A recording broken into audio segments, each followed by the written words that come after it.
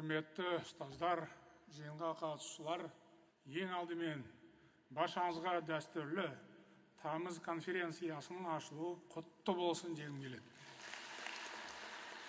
Бұл өскелең ұрпаққа сапалы білім мен тағылымды тәрбие беру мәселесіне арналған өте маңызды басқосу.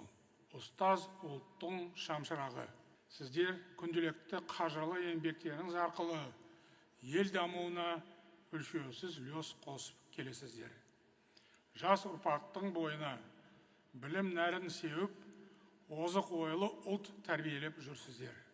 Халқымыздың зияткерлік қуатын арттыруға белсене атсалысып жатсыздар.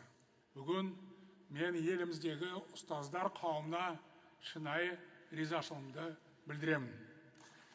Педагог мәртебесі туралы арнайы заң қабылданды. Қазақстанның еңбек сіңірген ұстазы атағы белгіленді.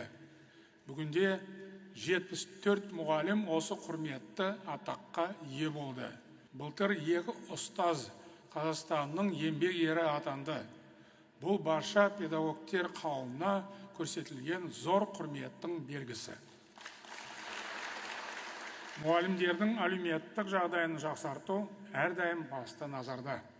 Соңғы 4 жылдың ішінде олардың жалақысы 2 есе өсті. Қазіргі таңда 500 мыңнан астам ұстазға үстеме ақы төленеді. Білім берудегі өзгерістердің 1000 көшбасшысы жобасы қолға алынды.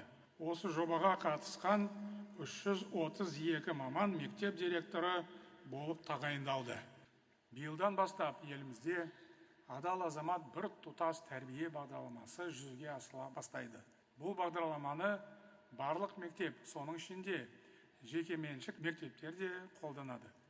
Сондай-ақ мен осы жобаны педагог мамандар даярлайтын жоғары оқу орындарында да енгізуді ұсынамын.